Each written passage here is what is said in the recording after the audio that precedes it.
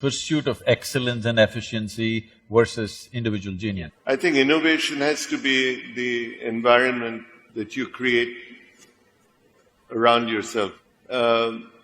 If I might mention companies, it was innovative when Steve Jobs first did it, but the board pushed him out.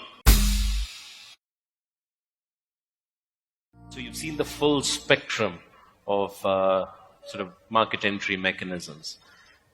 Do you want to reflect on that and say, how you might want to think about going overseas? When do you look at opportunities, and when do you bet the farm, the choices that are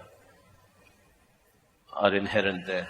I think we all need to have a sense of pride in what we do.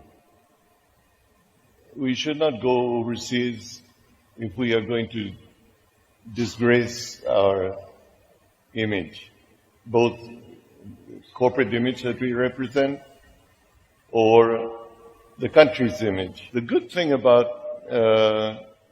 going overseas, either through an acquisition or through yourself, is that it gives you the opportunity to compete in a more competitive marketplace. One may think, why would you want to be in the UK with a car company?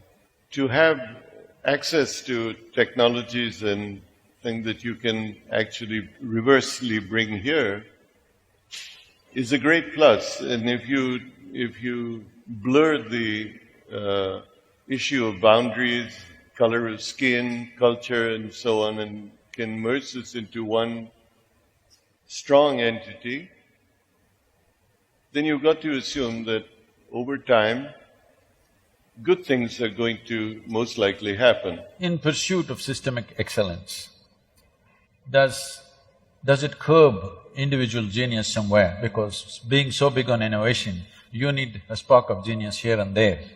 So, systemic excellence definitely makes friction-free function, but at the same time it could become too sedate and there's no spark of genius. So how do you manage between this pursuit of excellence and efficiency versus individual genius? I think innovation has to be the environment that you create around yourself.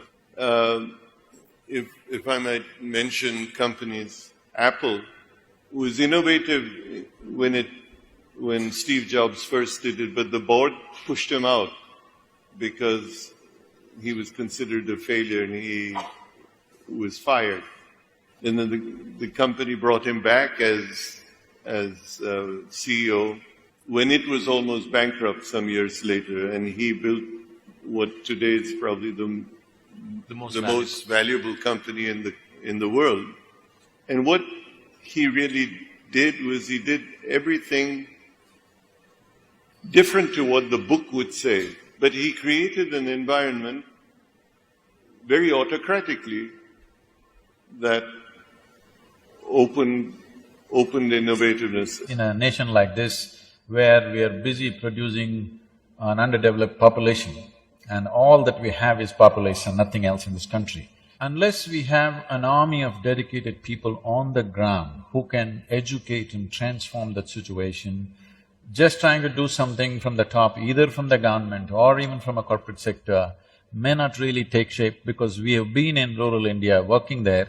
Today, in all other terms, if you go into the village today, there's electricity, there's a bore well, they have an internet kiosk, everybody has cell phones, but their nourishment value has gone down because they don't have the mentality to use their money to go and buy the necessary foodstuff. So to bring back that culture of nourishment, there's many ways it can be done to bring back those vegetables, fruits into people's lives. We have taken steps.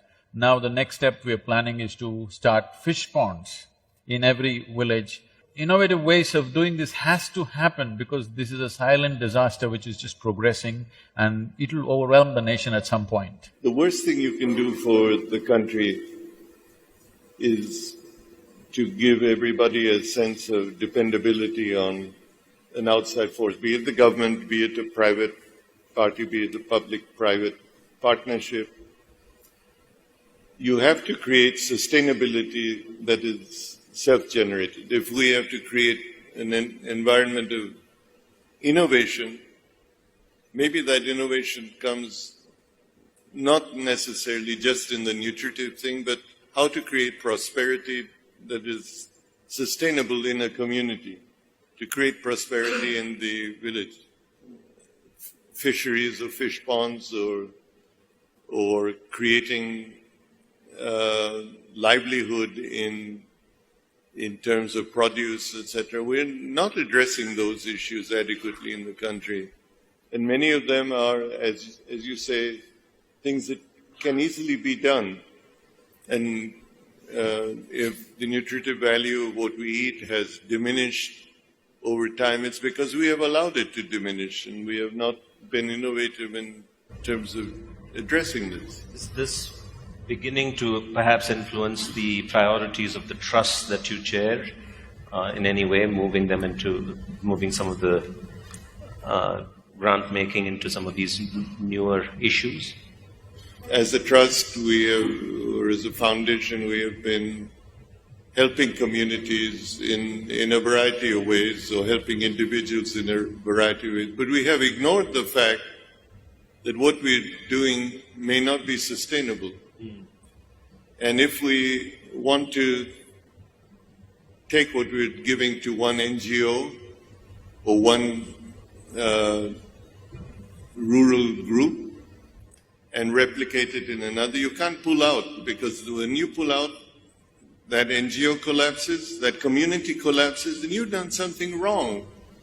You built a dependency. You have created a complacency factor that money flow is going to come, be it from the government, be it from a trust, be it from a company. And the company or the trust has failed in not providing something that makes that community stronger, makes it more productive, gives it a sense of wanting to do something for itself, creates pride in what it stands for. And perhaps we have to change what we are doing to be idea givers rather than money givers.